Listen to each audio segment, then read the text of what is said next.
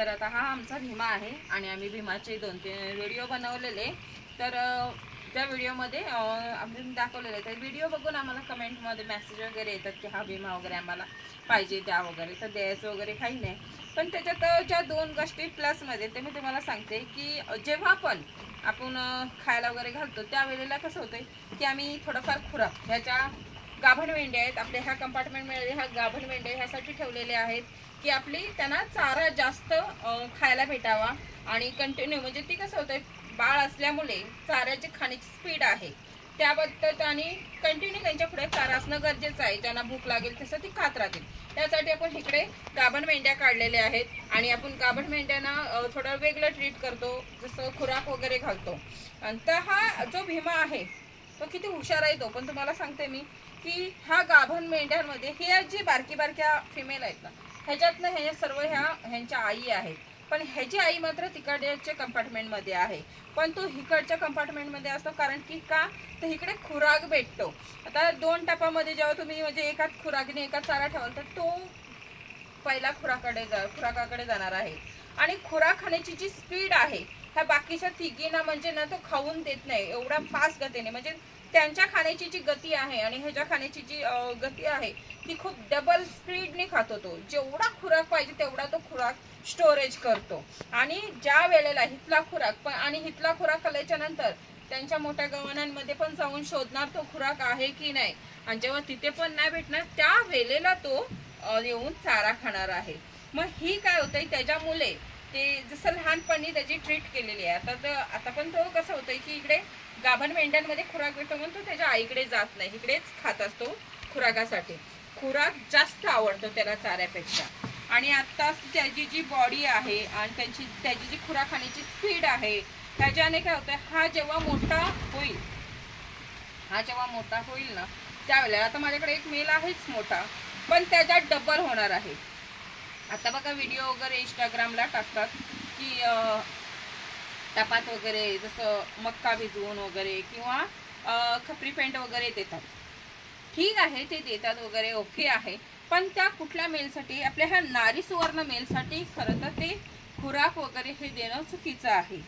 कारण की ते आधीच खूप ताकदवान असतात आणि ज्या वेळेला आपण त्यांना असा वेगळा सेपरेटली ट्रीट करू जसं त्याला खुराक स्पेशल जसं पेंट वगैरे देऊ त्यावेळेला मात्र त्याचा जेव्हा तो मोठा होईल ना त्यावेळेला तो अगदी ते शर्यतीची बैल कशी असतात सांभाळणं कासरा लावून बांधून ठेवणं तसं तो त्या टाईपमध्ये होणार आहे.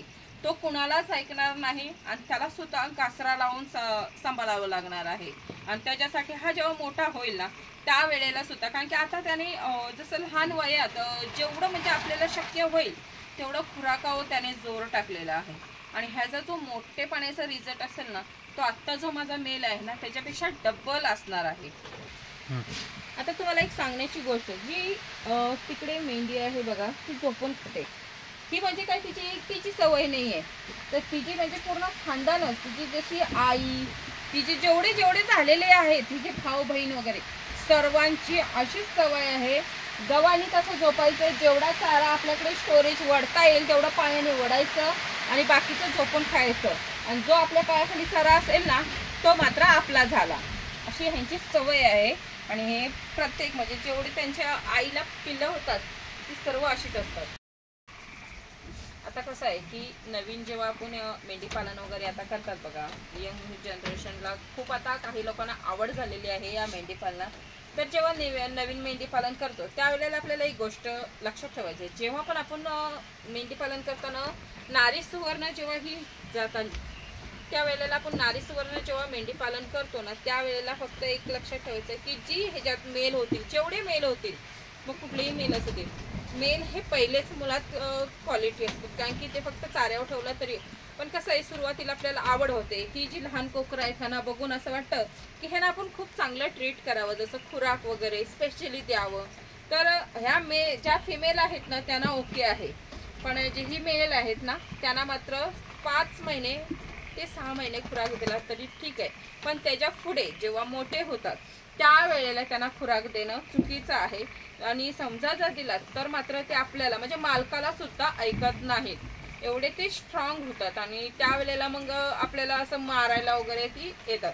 मग यासाठी मेलला 5 ते 6 महिने तुम्ही खुराक वगैरे दिलात तरी चालेल, पण मोठेपणी अजिबात खुराक देऊ नका. तसंच बघायला गेलात तर आता जे आपल्या हा मेल वगैरे आहेत आणि मी तुम्हाला खूप सारे असे व्हिडिओमध्ये दाखवलेले आहे की फॅमिली बसतात, जसं आई आजी वगैरे जसं असे वेगवेगळे बनून बसत नाही, तर आपली फॅमिली बसतात. पण आमचा एक भीमा असा वेगळाच झालेला आहे. तो म्हणजे कसं होतंय की तो आई सोबत नाही, आई तिकडच्या कंपार्टमेंटमध्ये आणि तो इकडे असतो. पण त्याची एक सवय म्हणजे तो फक्त खाण्यासाठी इकडे असतो. आणि ही सर्व भावकी आहे, तो आपल्या भावकी सोबत राहण्यात त्याला जास्त आवडतं, आई सोबत नाही राहण्यात. कारण की भावकीमध्ये खायला चांगलं भेटतं, खाण्यासाठी तो लालची म्हणून ह्या भावकीत आहे आणि आईकडे जात नाही तो. आता तुम्ही असं बोलाल की मी सांगते की खुराक वगैरे घालू नका आणि व्हिडिओतनं वगैरे माडग्याल विजापुरी जे आहेत त्यांना टपाटपातनं खुराक देताना दाखवतात. तर कसं आहे ना की जे हे आहेत माडग्याल आणि विजापुरी आहेत त्यांचं आणि ह्या आपल्या नारी सुवर्णाचं तुम्हाला मी 2 उदाहरणं सांगते. ती जसं आपली ही जी गाय असते गावरान गाय, खिल्लार गाय जी आहे ना तिचं वासरू आणि कुठलीही म्हशीचं वगैरे कुठलंही वासरू घ्या, त्यावेळेला त्यांच्यातला फरक बघू शकता. जी खिल्लार गायचं वासरू आहे ना, जे वेळेला आपण सोडतो त्यावेळेला बघू शकता शेपूट वर करून किती उड्या मारत असतं. कारण की ते खिल्लार गायचं आतूनच स्ट्रॉंग असतं वासरू. आणि आपली जी म्हशीचं रेडकू आहे ते रेडकू बघा अगदी शांत असतं, कितीही खायला घातला तरी ते शांत असतं. तसंच यांचं आहे माडग्याल विजापुरीची जी मेल वगैरे आहेत, हे मात्र तुम्ही कितीही खुराक दिलात तरी ती शांत असतात. मग त्यांना 4 ते 5 वर्ष सांभाळलात तरी ती मारत नाही. पण तसंच उलट आहे, जसं खिल्लार गाईचं वासरू असतं तशी आपली ही म्हणजे आतूनच स्ट्रॉंग तसे जे आपले नारी सुवर्णचे मेल आहेत, हे ना ह्यांना खुराक जर घातलात तर जसं शर्यतीची बैलांना कासरा लावतो तसा ह्यांना लावायला लागणार आहे. ही 1-1.5 वर्षाची 2 वर्षाची झालीत की ही मारायची सुरुवात करतात. पण जी आपली ह्यांना न खुराक देता ती मारायला लागतात.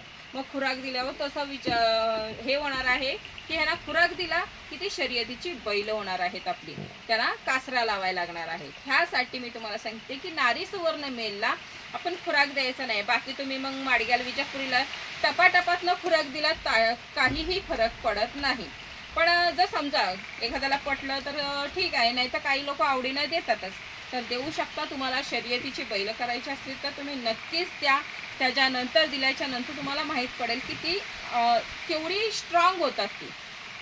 काय होतंय, ज्याला कोणाला वाटतंय की आपण भीमाला वगैरे घ्यायचं वगैरे, तर अजून थोडे दिवस थांबा. कारण की तो आताच तालमीत पेलवानगिरी म्हणजे त्याने सुरुवात आता अशी केलेली आहे. अजून 3-4 महिन्याने तुम्हाला मी ह्याचे व्हिडिओ दाखवेनच. मग त्यावेळेला तुम्ही व्हिडिओ बघा आणि नंतर मग ठरवा स्वतःच की ह्याला तुम्ही न्याल की इथून लांबनच पाहाल. कारण की त्यानंतरचे जे व्हिडिओ आहेत त्याला आणि ह्याला जे सांभाळणारे जे आपण म्हणजे ज्याला सांभाळायचं आहे त्याचा जिगरा म्हणजे मोठा पाहिजे. कारण की ऐऱ्या गेऱ्याचं हे काम नाही आहे ह्याला सांभाळणं. त्यामुळे हा जो पेलवान नंतर बनेल ह्याला 3-4 महिन्याच्या नंतर तुम्ही नक्कीच मी व्हिडिओ टाकेन ते पहाच तुम्ही. आणि मग मात्र ठरवा की तुम्ही ह्याला नेऊ शकता का लांबच पाहू शकता.